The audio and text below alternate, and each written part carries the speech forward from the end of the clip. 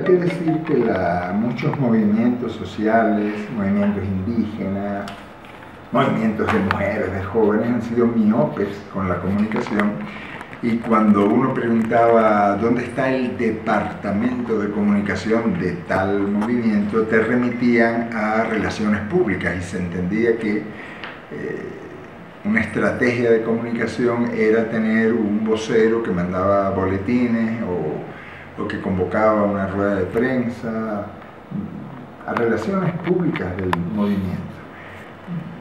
¿De dónde nace esta miopía? No soy yo quien para analizarlo, pero yo creo que tiene que ver mucho con un pensamiento libresco de la izquierda latinoamericana, que entendió que como Lenin dijo que la imprenta era, entonces vamos a hacer boletines.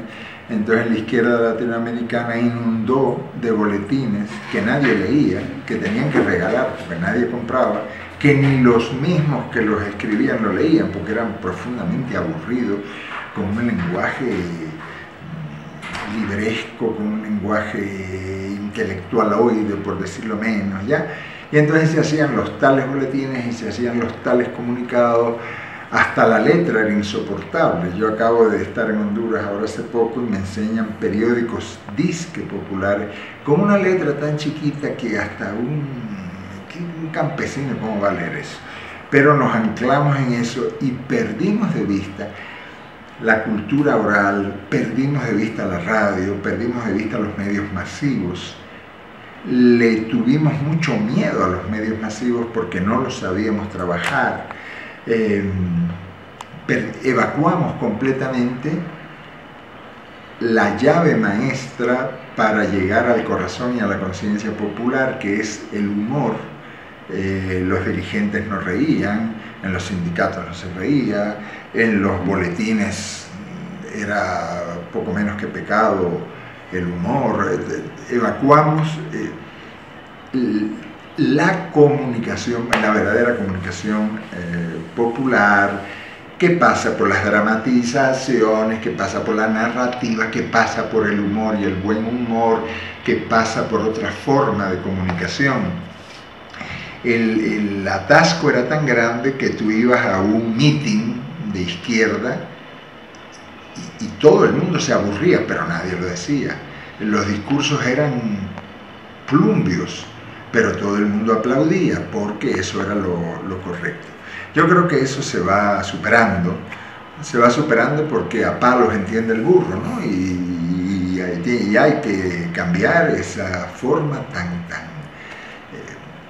antipática de comunicación. La derecha en eso nos lleva siglos de ventaja, porque ellos saben perfecto. No tienen contenidos, pero tienen formas. Nosotros tenemos contenidos y no sabemos cómo vender, cómo transmitir, cómo comunicar esos contenidos. Entonces la derecha nos saca una enorme ventaja en todos los terrenos. Eso ha cambiado, pero no cambia tan rápido como quisiéramos. Vamos a poner, por ejemplo, el caso de Ecuador. ¿Cómo es posible que el movimiento indígena, la CONAIE, con la fuerza que tiene y que tuvo la CONAIE aquí ha tumbado presidentes, la CONAIE en su insurrección de los 80 puso al país este en vilo, como puso el movimiento indígena en Bolivia, y etcétera, ¿no? ¿Cómo es posible que la CONAIE ahora esté dándose cuenta de que tiene que tener emisoras indígenas para sostener la lucha, para sostener las reivindicaciones? Hace muchos años se habló con dirigentes indígenas que fueran al Congreso, que fueran a exigir frecuencia de radio y de televisión.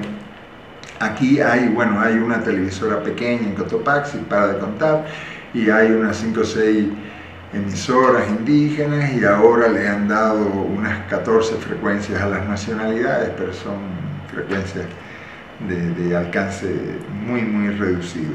Entonces, movimientos de una gran envergadura como la CONAIE aquí en Ecuador, y podríamos hablar de otros países, no fueron sensibles a la comunicación masiva, les tuvieron miedo a la comunicación masiva.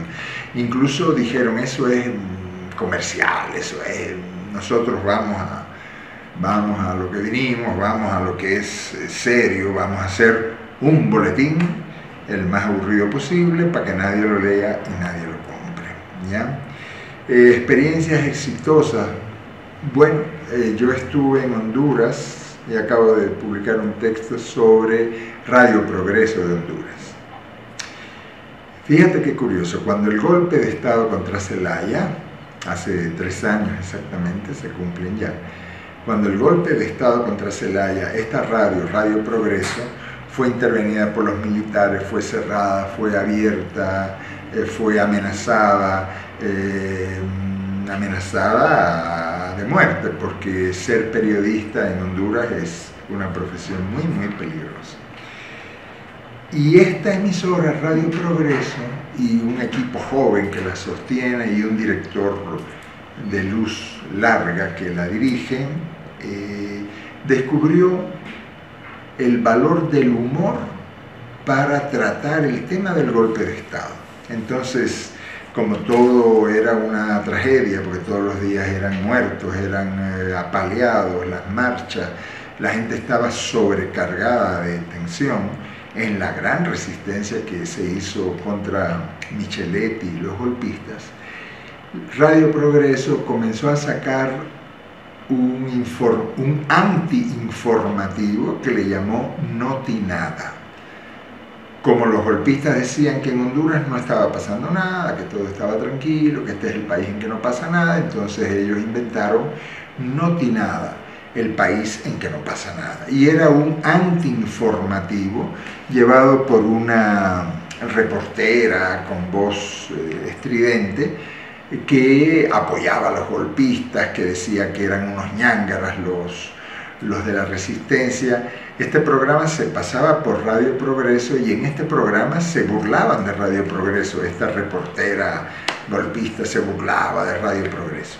El éxito de este programa fue tal, y todavía, que aunque Radio Progreso transmite en el norte de Honduras, en la zona donde fue la huelga grande contra las bananeras gringas, el Notinada se vendían los CDs en Tegucigalpa, en la capital, la gente los copiaba, los bajaba de internet, los pedía, los compraba en los parques. ¿Cuál fue la clave del éxito de este programa? Interpretar la realidad con otro código, con otro lenguaje, con el lenguaje del humor, con el lenguaje de la picardía. Ellos descubrieron que a los golpistas les incomodaba más una caricatura musical, una jodedera dramatizada, que un tremendo editorial. Porque un tremendo editorial, entonces tú respondes con la misma agresividad, pero frente a una caricatura, frente a la picardía, tú no sabes qué responder, ¿no? Les dio y les sigue dando muchísimo resultado el cambiar esos códigos tradicionales de la comunicación y descubrir otro lenguaje y otra picardía y otro humor para trabajar temas tan terribles, tan duros, tan difíciles, tan tristes como un golpe de Estado.